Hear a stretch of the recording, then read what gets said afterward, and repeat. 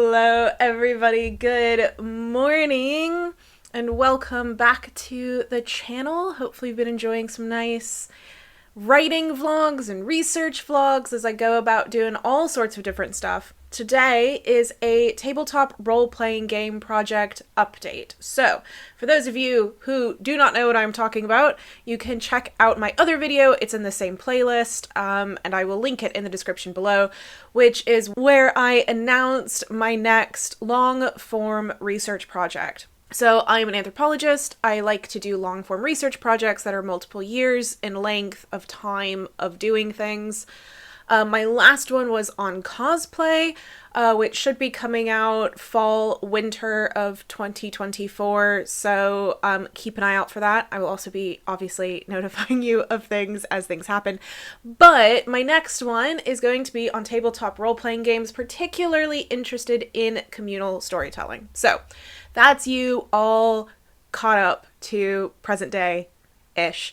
I've been doing a little bits of scattered readings, primarily into what other people have already written about tabletop role-playing games. These readings, though, are from the academic side of looking at tabletop role-playing games rather than books about tabletop role-playing games from the people themselves. I have a couple of examples of ones from actual, for players by players kind of books, but I'm going to be getting into that soon. I'm at the point right now where there's definitely more research and reading that needs to get done. There's always going to be more research and reading that need to get done. That's just the nature of doing research. You never feel like you're finished. However, I'm starting to now get to the point where I need a little bit more guidance on where I'm looking outside of traditional tabletop role-playing game studies. So basically, looking at tabletop role-playing game stuff I have done, and now I need to look at something else and then see where the two marry. The problem is that I can kind of pick things that I think will be interesting or that I think are relevant. However, they might not be relevant. The thing about an anthropological study is that it's supposed to be an actual reflection of the people that you are looking at. So if you are looking at people and studying something that those people don't really find relevant or important or isn't present in their community, then you're not really doing a very good job. So basically, what I'm at right now is I need to actually start listening to people from the tabletop role-playing game community, people who actively play, actively DM, actively listen, all of those things, so that way I can figure out, what's going on from their mouths, from their experience, and then from there, I can start to find other readings that are relevant and start piecing everything together. So basically that means I am now getting into the fieldwork side of the project. I am not gonna lie, fieldwork is my favorite part of doing research. If I could just do fieldwork and not do any of the reading, I would be really happy. But that wouldn't be a very good research project, so I am going to be doing both. But I'm at the fieldwork part. Now, fieldwork for me is going to be consisting of a couple of different things. I am going to be listening to actual play podcasts and taking notes both from the perspective of actual play, because it's going to be different than a normal game is because it's being recorded and often they are earning money from doing this. Not often. A lot of the big ones are earning money from doing it, and therefore there's a different dynamic involved than you would be if you were just some friends playing together. So I need to kind of take it from a perspective of actual play, but also taking it as an example of a game session. So I'm doing a little bit of both with actual play. I've started already listening to a couple. Due to a commenter, I've started listening to Two Monsters Rolling Dice. Yes, Two Monsters Rolling Dice. I've started listening to that one. I've only listened to the first episode of the very first episode. Decided I'd just go through it. It hasn't been going on for too long, so it's not too crazy. I am also doing D&D is for Nerds. I used to listen to D&D is for Nerds. I kind of fell off of it a while ago, and so I'm getting back into it. starting with Vampire Infested Barovia, in case you are interested, which is actually the campaign that I fell off right at the beginning of that campaign. I stopped listening, so I'm kind of catching back up with D&D is for Nerds by doing this. And then the other one at the moment is the Adventure Zone.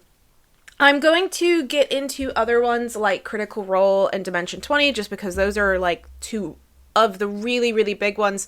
But because they're so big and they've been going on for a while, there's a lot of content to it. And I need to decipher a little bit better as to where is a good place for me to go. So in the meantime, I'm listening to those ones and taking some notes. As I said, that's not exhaustive. It's just where I'm at the moment. The other part of it is that I'm going to start reading those books that I mentioned that are by players for players. These are really good insights to what is a problem area for some players or gaming or game masters. What are things that people are thinking about? What are things that people are worried about? Because otherwise they wouldn't be in the book. Again, it's a weird kind of bubble thing like actual play where you kind of have to take its context as understanding, but it's a really good context to have and a really good other element of what's happening in order to kind of paint a fuller picture of the entire community. I am going to be trying to find a game to join. This is the hard one. I thought I would get a little bit of an easier time because I have family members and friends who play, but some of my friends who play are not actively playing at the moment, so I can't just like join their sessions. I was already invited to join another friend's session, but it was on the one day in the week that I cannot do. Just the one day was the day it was on, so I couldn't sign up for it, unfortunately. And my family members are all kind of, most of them are up in Yorkshire who do this, and I'm not in Yorkshire, so it's a little bit far for me to travel just for a game session. So I'm going to be keeping an eye out for it. It's something that I definitely need to do by the end of the project.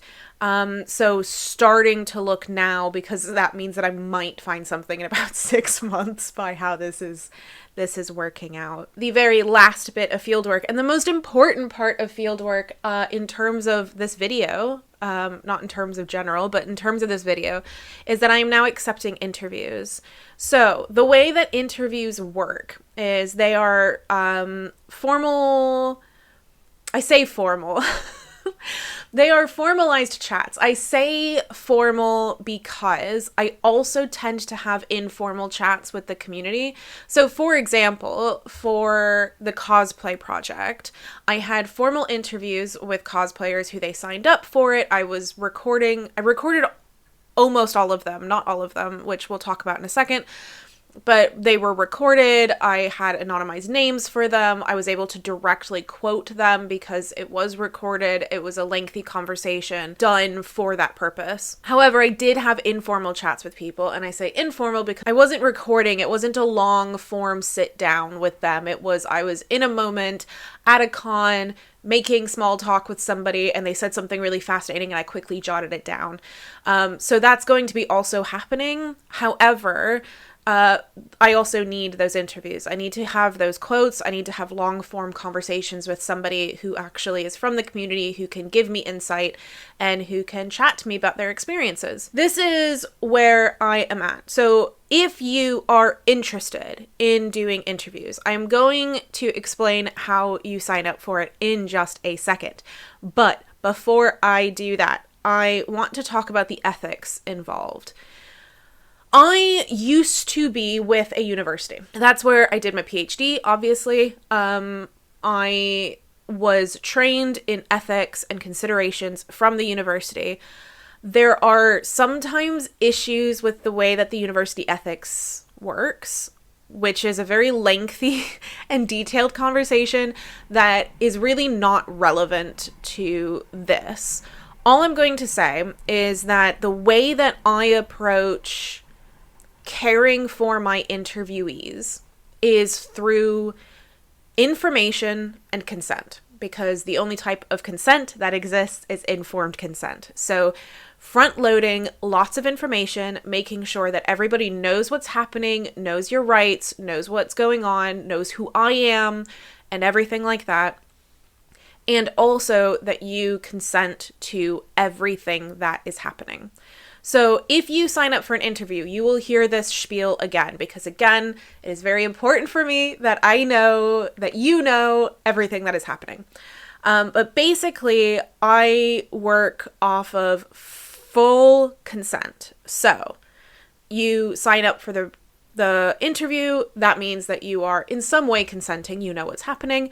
I will reiterate the project, who I am, and what is happening, and all of this information at the beginning of the interview before we even start. This is important to me because, again, I want to make sure that in case you accidentally signed up for something thinking it was something else, that you know what is happening, that you are aware of what is going on, and you can agree or disagree with what's happening.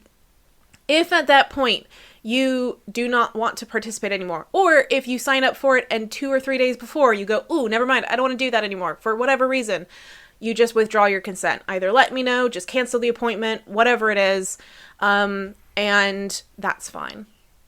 That's fine. If you decide during the interview you no longer want to partake, all you have to do is say, I withdraw my consent, I delete everything that I have, all notes, all commentary, all recordings, everything, and we both go along on our merry way. You can decide up until a certain point after the interview. Now, this is a long-form research project, so anybody who signs up in this kind of time frame, the very early stages, you're going to have like 2 years to decide. People further down, you're only going to have a couple of months, but I always try to tell you, if I know the cutoff date, then I will tell you the cutoff date. At the moment, there's no cutoff date.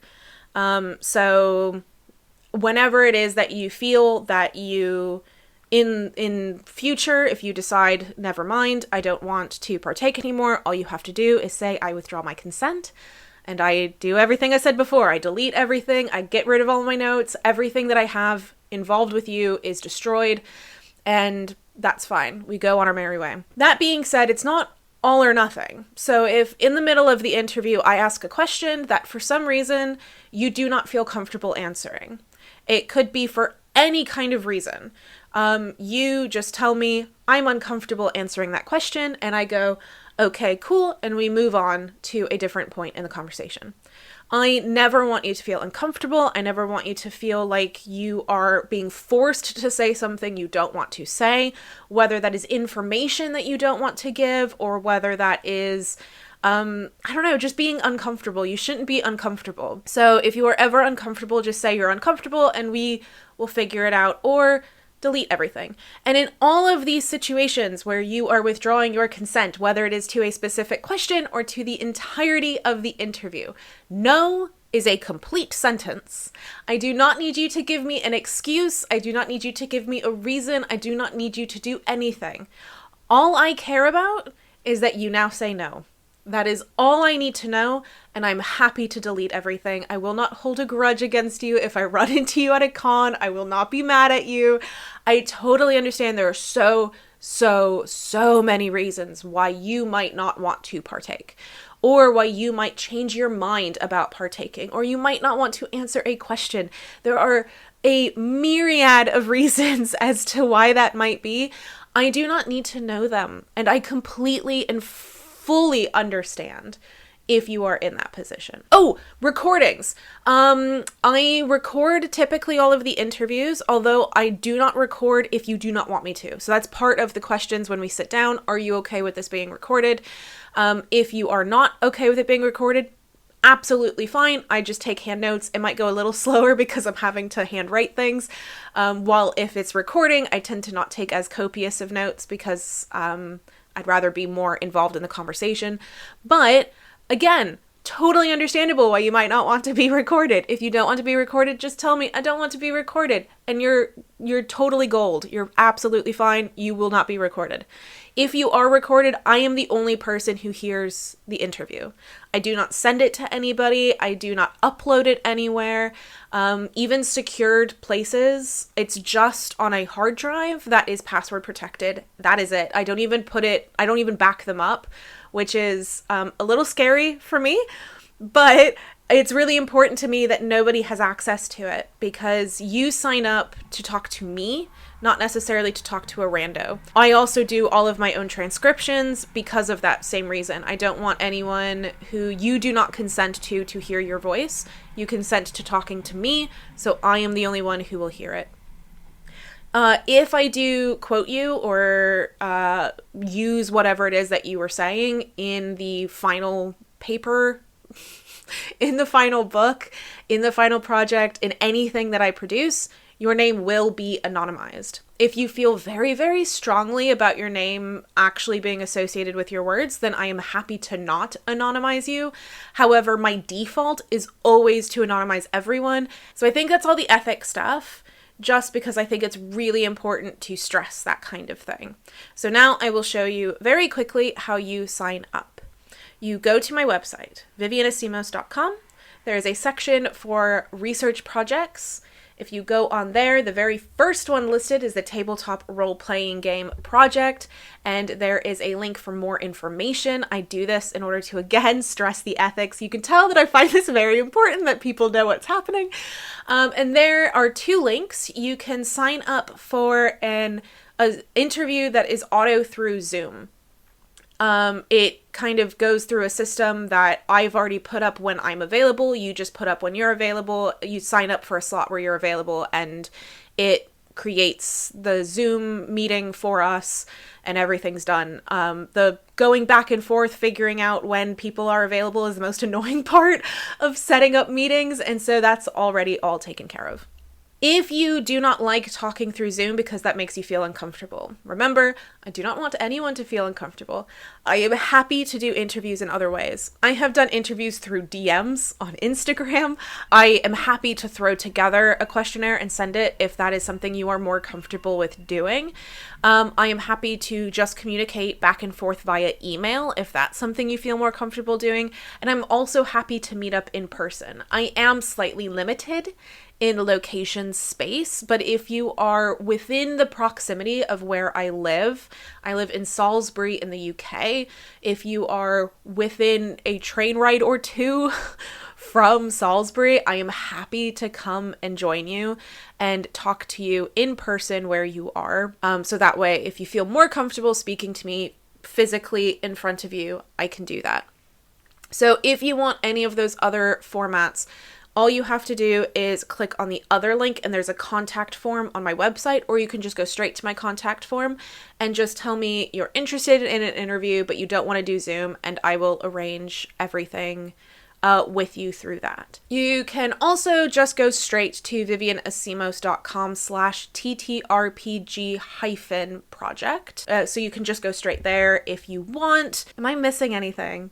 I've talked about ethics for a long time, and I'm very sorry, but it's very important. If you have any questions in regards to data protection, and how I'm handling things, I'm obviously not getting into all sorts of that kind of stuff because it's really boring, but it's also very important. So if that's something that worries you or you would like to know more information about, all you have to do is shoot me an email or ask a question on in the comments, and I'm happy to answer those. I think that's it. I will update you maybe in a month or 2 on the project.